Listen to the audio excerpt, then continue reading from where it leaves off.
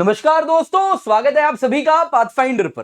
दोस्तों, चाइना और फिलीपींस के बीच जो गहमा गहमी है काफी ज्यादा बढ़ गई है, मानो जैसे युद्ध के बिगुल अब बिल्कुल करीब हैं और बजने ही वाले हैं।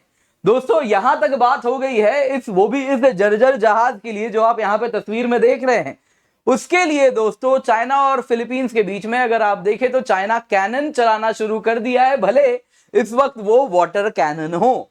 और फिलीपींस का कहना है कि चाइना ने इस प्रकार के उसके जहाजों पर ऐसे वाटर कैनन चलाया जैसे आप यहां पे तस्वीर में देख रहे हैं। वहीं चाइना का कहना है कि नहीं, मैंने तो इसलिए चलाया फिलीपींस के नावों पर ये कैनन क्योंकि वो मेरी टेरिटरी में आ चुका है। अब दोस्तों, ये जो पूरी गहमा गहमी हो रही है उसके पीछे, जी हाँ दोस्तों, यहां पे आप जो तस्वीर में देख रहे हैं यही है वो जहाज जिसके वजह से चाइना और फिलीपींस के बीच में अगर आप देखें तो ये रस्साकशी चल रही है और दोनों देश में कहीं ना कहीं आप देखें जो टेंशन है वो बढ़ता जा रहा है। अब आप सोचेंगे ये खंडर जहाज सेकेंड वर्ल्ड वॉर के टाइम का है, उसको चाइना क्यों कह रहा है फिलीपींस को कि जल्दी से इसे हटाओ। फिलीपींस भी यहां पर आप देखें तो वो भी आग बबूला हो गया है, वो साफ साफ कह रहा है तुम होते कौन हो मुझे कहने वाले कि मैं ये जहाज हटाऊं। दोस्तों, ये जहाज अगर आप देखें तो इसका नाम है बीआरपी सियरा माद्रे, जैसा आप यहां पे तस्वीर में देख रहे हैं। आज ये खंडर है, किसी वक्त में ऐसा दिखता था। तो बीआरपी सियरा मैद्रे अगर आप देखें तो सेकेंड वर्ल्ड वॉर में यूएस नेवी के लिए बनाया गया था। उसके बाद ये वियतनाम वॉर में भी सर्व करता है और उसके बाद इसको फिलीपींस नेवी को ट्रांसफर कर दिया जाता है। फिर ये फिलीपींस नेवी के पास सर्व करता है और फाइनली 1999 की बात है जब बीआरपी सियरा माद्रे को इस प्रकार से आप अगर देखें तो यहां पे स्टेशन कर दिया जाता है एक स्पेशल जगह पर। कहां पर, उस पर होगी अभी चर्चा। आप देख सकते हैं यहां पे तस्वीर रिलीज की गई है फिलीपींस कोस्ट गार्ड के द्वारा, जो बता रहा है कि कैसे चाइनीज कोस्ट गार्ड के जो जहाज हैं वो सियरा माद्रे के बिल्कुल करीब आ गए थे यहां पर। तो अब यहां पर दोस्तों सवाल उठता है कि आखिरकार क्या इसके लिए दोनों देश के बीच में जंग होगी। दोस्तों, अगर हम इतिहास में जाएं तो जंग बहुत ही विचित्र विचित्र कारणों से हुई है। अगर हम बात करें तो ऐसी भी कहानियां हैं जिसके अंतर्गत दो रियासतों के बीच में लड़ाई हुई है बाल्टी के लिए।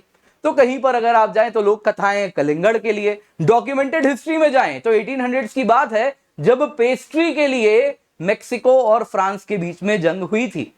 क्या कहानी है आप कहें तो उसके लिए मैं डिटेल में कभी वीडियो बनाऊंगा। क्या था ये वियर्ड मेक्सिको और फ्रांस के बीच में पेस्ट्री वॉर।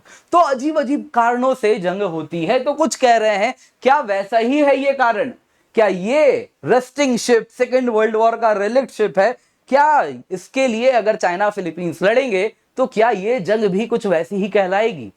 जी नहीं दोस्तों, ये जो जहाज आप यहां पे देख रहे हैं ये केवल एक जर्जर जहाज नहीं है, ये कहीं ना कहीं फिलीपींस का स्वाभिमान है। अगर ये जहाज जैसा चाइना कह रहा है कि इसको हटा दिया जाए और फिलीपींस यदि मान जाता है तो इसका मतलब हुआ शी जिनपिंग के सामने घुटने टेकना और साउथ चाइना सी में चाइना के वर्चस्व को कबूलना।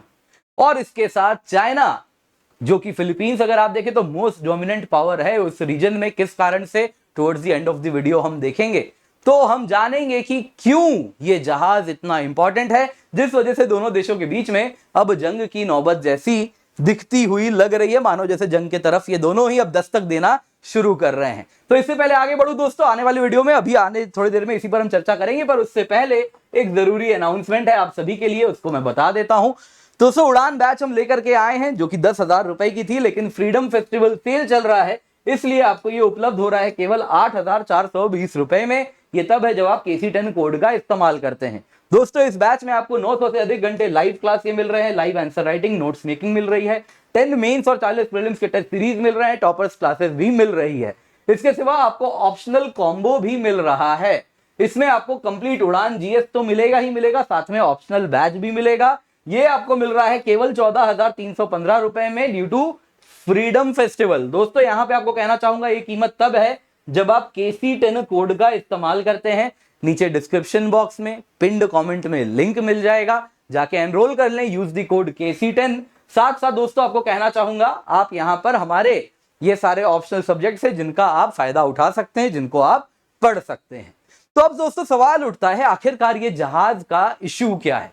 दोस्तों, हमें जानना होगा डिस्प्यूट क्या है। दोस्तों, कहानी शुरू होती है करीब 1996 के आसपास की बात है, जब यहां पे अगर आप देखें तो ये जो रीजन आप देख रहे हैं दोस्तों, this is the South China Sea. South China Sea में अगर आप देखें तो कई छोटे छोटे आइलैंड्स हैं। उसी में इस इलाके की अगर हम बात करें, जो फिलीपींस के पास आप देख रहे हैं, उस इलाके में अगर आप देखें तो यहाँ पे छोटे छोटे आइलैंड्स हैं। उसमें से एक है मिस्टिफ रीफ की अगर हम बात करें तो चाइना ने इसको 1996 में ऑक्यूपाई कर लिया। और इसी के सामने में फिलीपींस ने क्या किया, 3 साल बाद ये जो सेकंड थॉमस शोल आप यहां पे देख रहे हैं, इसके बिल्कुल करीब यहां पे अगर आप देखें तो यहां पे फिलीपींस ने इस जहाज को, ये जो जहाज आप यहां पे देख रहे थे बीआरपी सियरा माद्रे, क्योंकि अपना ये सर्विस लाइफ टाइम इसका खत्म हो गया था तो इसको जबरदस्ती लेके जाया गया और जाके सेकंड थॉमस शोल के पास फिलीपीन गवर्नमेंट ने इस जहाज को स्टेशन करवा दिया। और ये एक नेवल आउटपोस्ट का काम करता है अब फिलीपींस के लिए। और इसके साथ फिलीपींस की जो मरीन कोर है वो कहती है ये जहाज जहां तक है ये टेरिटरी हमारी है, ये फिलीपींस की सोवरेनिटी का प्रतीक है। इसीलिए मैं कह रहा था ये फिलीपींस के लिए बहुत इंपॉर्टेंट है। और चाइना क्योंकि इसी इलाके में डिस्प्यूट कर रहा है, वो कह रहा है ये टेरिटरी मेरी है, तो जब तक ये जहाज है वहां पे तब तक चाइना को ये संदेश आ जाता है कि ये टेरिटरी फिलीपींस की है, ना कि चाइना की। अब दोस्तों सवाल उठता है, ये टेरिटरी में ऐसा है क्या जो चाइना इतना इंटरेस्टेड है? दोस्तों ये रीजन है साउथ चाइना सी।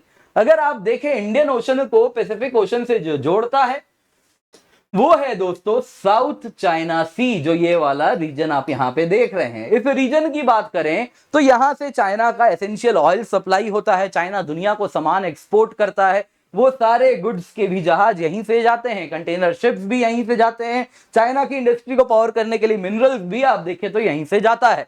तो साउथ चाइना सी पे उसका पकड़ होना बिल्कुल जरूरी है। इसके सिवा अगर आप ये रीजन देखें साउथ चाइना सी, तो यहां पे बहुत ज्यादा ऑयल भी है, गैस भी है। इसके सिवा अगर आप देखें तो इस रीजन में फिशिंग जोन भी बहुत बढ़िया है। तो इसीलिए चाइना इस रीजन पे अपना कंट्रोल बनाना चाहता है। और इसी के अंतर्गत अगर आप देखें दोस्तों तो चाइना कुछ इस प्रकार से इस रीजन को कंट्रोल करता है। दोस्तों अगर हमें यह समझना होगा तो हमें एक चीज देखनी होगी, वो चीज है दोस्तों अगर आप देखें कुछ इस प्रकार से हर कंट्री की किस प्रकार से आप देखें तो यहां पे ये जो लाइन देख रहे हैं ये हर कंट्री का एक्सक्लूसिव इकोनॉमिक जोन है। आप देख सकते हैं यहां पे दोस्तों 200 नॉटिकल माइल तक मेन लैंड से 200 नॉटिकल माइल तक एक्चुअली बेस लाइन से उस कंट्री का एक्सक्लूसिव इकोनॉमिक जोन होता है। तो इस प्रकार से आप अलग अलग कलर में ये सब कुछ यहां पर देख सकते हैं, जिसमें हर कंट्री का आपको एक्सक्लूसिव इकोनॉमिक जोन देखने मिल रहा है। ये जो नीले रंग में आप देख रहे हैं ये बता रहा है कि ये वियतनाम का एक्सक्लूसिव इकोनॉमिक जोन है। वैसे ही आप यहां पे जो हरे रंग में देख रहे हैं ये बता रहा है कि ये फिलीपींस का एक्सक्लूसिव इकोनॉमिक जोन है। तो हर कंट्री का exclusive economic zone South China Sea वाले रीजन पे क्लैश करता हुआ दिख रहा है। इसमें जो डिस्प्यूटिंग बॉडीज होने चाहिए थे वो ये सारे देश होने चाहिए थे। यहाँ पे वियतनाम, यहाँ पे फिलीपींस, यहाँ पे अगर आप देखें तो ब्रुनई, मलेशिया, इनके बीच में अगर डिस्प्यूट हो तो समझ आता है। चाइना लेकिन यहाँ पे कैसे आ जाता है, क्योंकि चाइना के लिए रीजन बड़ा इंपॉर्टेंट है। तो चाइना यहाँ पे लेकर के आता है कंसेप्ट, वो कहता है कि ये 9 डैश लाइन बनाता है इमेजिनरी तरीके से। इमेजिनरी लाइन है, इसको कहता है 9 डैश लाइन। और कहता है ये 9 डैश लाइन, जिसको जब स्टार्टिंग में 11 डैश लाइन कहा गया था तो इसका पहली बार इसका जिक्र होता है 1946 के एक मैप में, जिसमें 11 डैश लाइन देखने मिलते हैं, 10 और 11 यहां पर है। ये आप देख रहे हैं, this is gulf of Tonkin. Gulf of Tonkin के पास यहां पर ऐसे 10वां और 11वां लाइन भी ऐसे देखने मिलता है। और ये मैप में पहली बार तब जिक्र होता है जब चाइना कहता है कि ये टेरिटरी हिस्टोरिकली हमने रूल किया है और इसलिए ये हमारा है। फिर दोस्तों होता यूं है कि रिपब्लिक ऑफ चाइना ये 11 डैश लाइन बनाती है 1 दिसंबर 1947 को। 1952 में चाइना में अगर आप देखें तो माओ पावर में आ जाते हैं, तो People's Republic of China power में आ जाती है। और तब क्योंकि उनके रिश्ते नॉर्थ वियतनाम के साथ बड़े मधुर थे तो इन 2 लाइन को हटवा दिया जाता है और इसलिए केवल 9 डैश लाइन बच जाते हैं। तो रिवाइज्ड मैप बनाता है चाइना, जिसमें वो कहता है हिस्टोरिकली ये 9 डैश लाइन वाले जो इलाके हैं इसके बीच में ये जो पूरी टेरिटरी है ये हमारी है, बाकी देशों का इसमें कोई लेना देना ही नहीं है। तो जाहिर सी बात है दोस्तों, इतने सारे देश का यहाँ पे एक्सक्लूसिव इकोनॉमिक जोन मीट हो रहा है। सबका अगर आप देखें तो जो रिसोर्सेज पे जो कंट्रोल होना था यहाँ पे सभी को कहीं ना कहीं खा लेता है अकेला चाइना। तो जाहिर सी बात है इसको लेके फिलीपींस चला जाता है परमानेंट कोर्ट ऑफ आर्बिट्रेशन के केस में। बेसिकली दोस्तों UN convention on the laws of the sea, जिसके अगर आप देखें तो फिलीपींस 1984 में ही पार्टी हो गया था, चाइना 1996 में पार्टी बन गया था, दोनों इसके पार्टी हैं। वो क्या करता है, अंक्लॉज अगर आप देखें तो वो बताता है कहां तक किसका टेरिटरी होगा, तो 200 नॉटिकल माइल तक एक्सक्लूसिव इकोनॉमिक जोन होगा। तो वो कहता है कि देखिए चाइना आपके रूल्स को फॉलो नहीं कर रहा, तो इसी के अंतर्गत एनेक्सियर 7 के अंदर अंक्लॉज क्या करता है, पीसीए को केस देता है और वहां पे केस चलता है जिसमें चाइना बुरे तरीके से हार जाता है। साफ साफ रूलिंग निकलता है पीसीए का, परमानेंट कोर्ट ऑफ आर्बिट्रेशन का, कि चाइना का जो हिस्टोरिक क्लेम्स है 9 डैश लाइन पे जो बेस्ड है उसका कोई लॉफुल इफेक्ट नहीं है, वो अमान्य है। दूसरा साफ साफ कहा जाता है 9 डैश लाइन से कोई चाइना का लीगल बेसिस नहीं बनता इन इलाकों के रिसोर्सेज को क्लेम करने के लिए। और इसके साथ अगर आप देखें तो चाइना हार जाता है, लेकिन चाइना नहीं मानता इसको।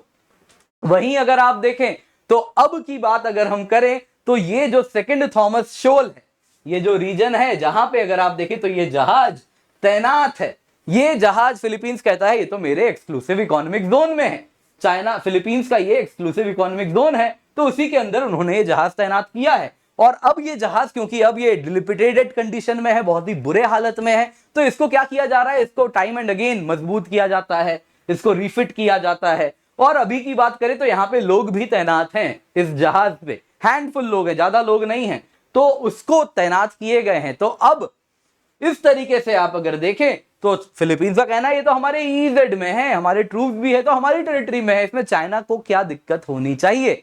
अब चाइना नहीं चाहता कि इसकी बार बार रीफिटिंग हो, अदरवाइज ये डूब जाएगा, बहुत ही बुरे हालत में है। क्यों इसकी रीफिटिंग हो, क्यों इसको यहां पे तैनात रखना है, तो चाइना कहता है इसको हटवाया जाए।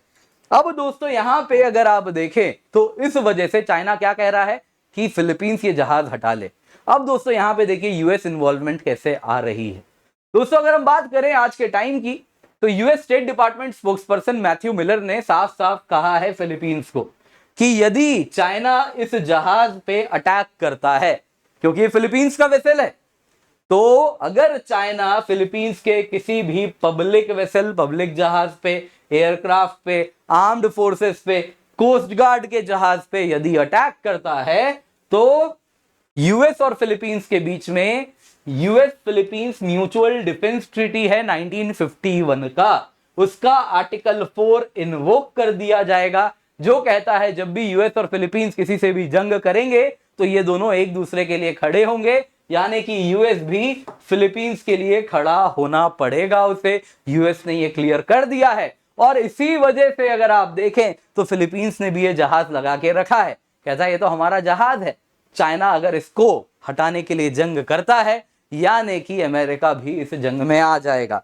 तो दोस्तों अगर हम आज की दुनिया की बात करें तो फर्स्ट वर्ल्ड वॉर के दौरान कैसा अलायंसेस का मेश बना हुआ था, कुछ वैसा ही लग रहा है, मानो दुनिया उसी के तरफ बढ़ते हुए चल रही है। फिर वो यूक्रेन की तरफ आप देखें, अगर पोलैंड भी इस वॉर में खिंचा जाता है तो दुनिया पक्का उस तरफ जाएगी। वैसे ही इस दुनिया के इस तरफ अगर आप देखें तो चाइना के साथ भी कुछ वैसा ही होता हुआ दिख रहा है। दोस्तों आपको क्या लगता है फ्यूचर में क्या होने वाला है, दुनिया किस तरफ जाने वाली है, कमेंट में मुझे जरूर बताइएगा। आज की वीडियो कैसी लगी, उम्मीद करता हूं ज्ञानवर्धक लगी होगी, पसंद भी आई होगी। लाइक करना बिल्कुल भी ना भूलें, आप लाइक करते हैं तो ही ज्यादा से ज्यादा तक ये लोगों तक पहुंच पाता है। कमेंट भी करें, अपनी बात भी बताएं। दोस्तों towards the end of the video आपको मैं यही कहना चाहूंगा, उड़ान बैच है हमारा, आप देख सकते हैं 900 से अधिक घंटे लाइव क्लास के हैं। इस बैच में दोस्तों कंप्लीट सिलेबस कवर करवाया जा रहा है, live answer writing, notes making है, 10 मेंस 40 प्रीलिम्स के टेस्ट सीरीज हैं। ये सब आपको मिल रहा है केवल 8,420 रुपए में। 17 अगस्त से बैच स्टार्ट है, नीचे डिस्क्रिप्शन बॉक्स पिन कमेंट में लिंक मिल जाएगा, एनरोल कर लें। इसके सिवा दोस्तों उड़ान जीएस एंड ऑप्शनल कॉम्बो भी आपके लिए हम लेकर के आए हैं। 15 अगस्त से ये बैच भी स्टार्ट हो रहे हैं, जिसमें history, answer, geography, PSIR batch मिल रहा है आपको केवल 14,315 रुपए में। ऑप्शनल और कंप्लीट जीएस आपको मिल रहा है, यानी उड़ान का ये सब तो मिलेगा ही, साथ साथ ऑप्शनल भी कवर करवाया जाएगा इन फैकल्टीज के द्वारा इन सब्जेक्ट्स में। तो यूज द कोड KC10 तभी आपको ये डिस्काउंट मिलेगा। KC10 कोड नहीं यूज करेंगे तो इस कीमत पे आपको ऑफर नहीं मिलेगी। इसके सिवा दोस्तों यहाँ पे आपको कहना चाहूंगा मैं, towards the end of the video आपके लिए हम और भी बहुत सारी चीजें लेकर के आए हैं। तो इसमें आप देख सकते हैं ऑप्शनल कार्निवाल भी हम लाए, जिसमें आप ऑप्शनल पे इंडिविजुअली भी एनरोल कर सकते हैं। ये आपको 8,420 रुपए में मिल रहा है, इस लेक्चर का PDF मिल जाएगा, डाउनलोड कर लें। एनसीईआरटी बैच भी मिल रहा है, NCERT plus comprehensive GS batch भी है।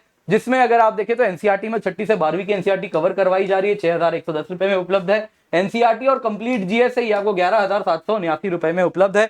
Use the code KC10। समुद्र मंथन भी है, अगस्त 13 को एनरोल कर लें। हमारी फैकल्टी की टीम है। पर्सपेक्टिव सीरीज को देखें और हमें हमारे सारे के सारे सोशल मीडिया हैंडल्स पर जरूर फॉलो